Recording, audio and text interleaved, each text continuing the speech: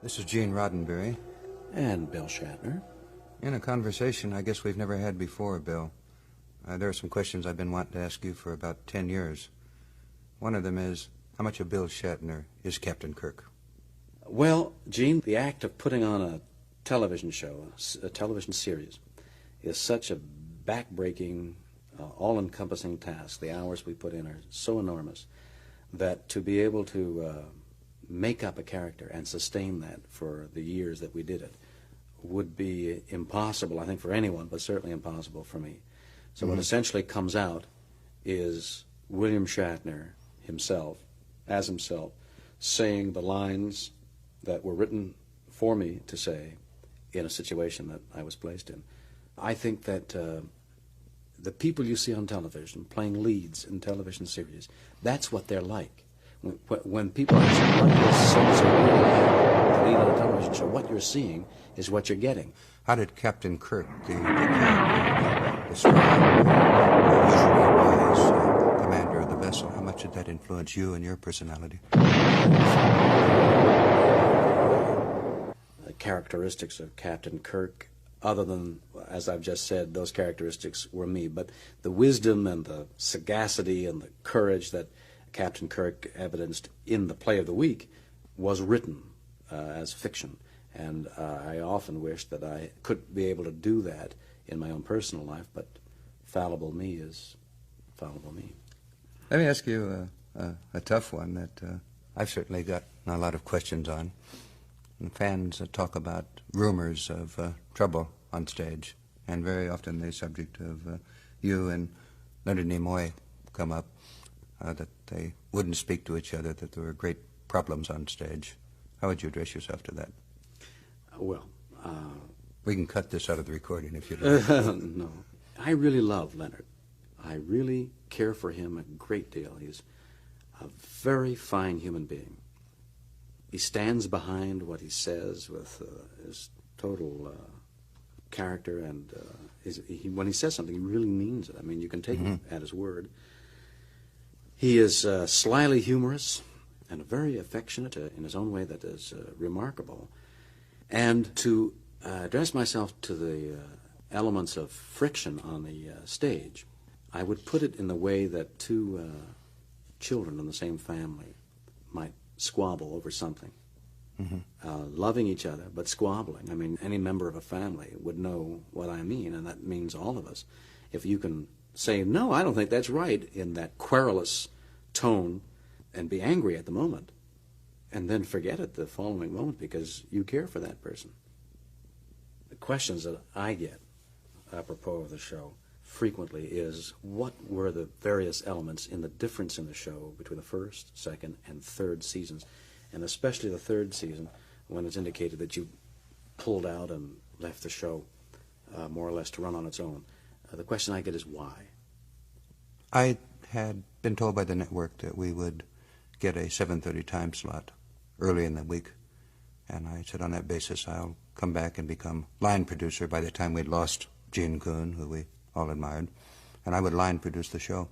Then they put us last moment into Friday night at 10, and I told them that, using the only leverage I had, that if they did that I would not produce a show as promised. And I couldn't get them to back down, and I felt at the time I had to stick by my statement, since I would have to bargain with them again at other times. I think there was a little rationalization in that on my part, and I've never said this before from a platform or any other way.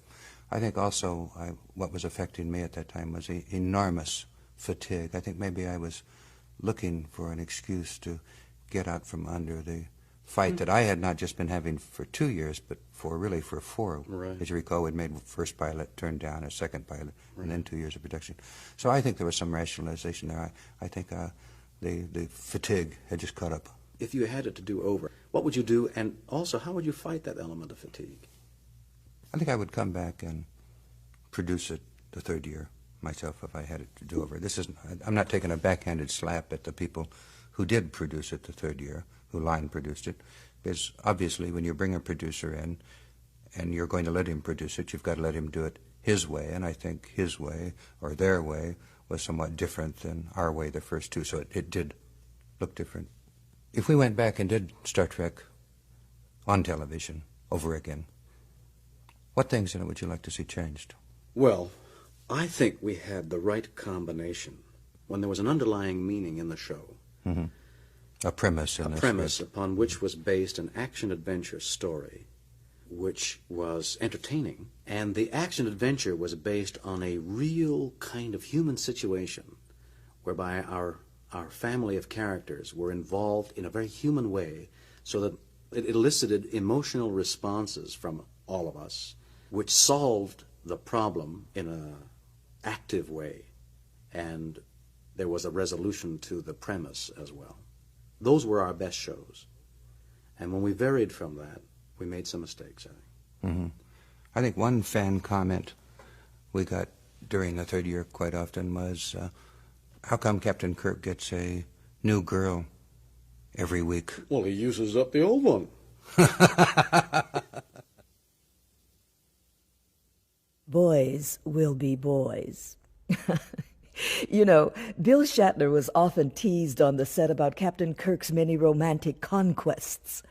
Well, I can assure you, Lieutenant Uhura was not one of them. Not that he didn't try. In Plato's Stepchildren, what became the first interracial kiss on television was originally written for Spock and Uhura. But Bill said, if anyone's going to get to kiss Nichelle, it's going to be me. I mean, Captain Kirk. Well, we all laughed about it, but Bill prevailed. And that's as far as any romance ever went, on or off the set. One of the many striking features about the series was its vast array of sound effects. In the course of their conversation that follows, Gene brings up the subject and quizzes Captain Kirk. Bill.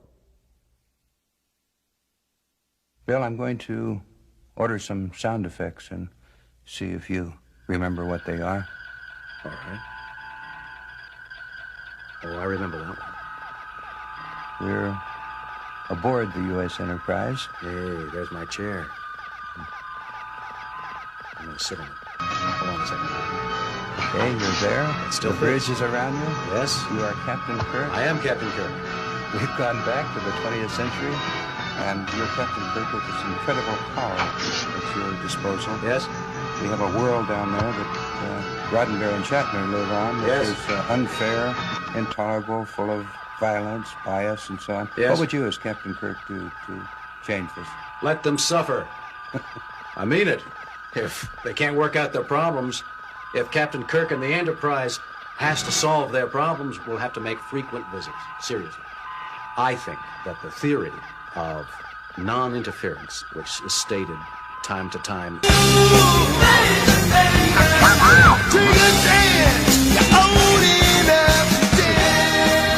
non-interference with life forms that they're observing. It's essential that some other life form, if it wants to keep the continuity of the life form that they're observing, not interfere. 20th century must solve its own problems. That's right. Sitting there saying that, I have to respond by saying, really, you are Captain Kirk. You better believe it, Gene Roddenberry. And now, get off my bridge. Scotty, ahead. Warp factor 1.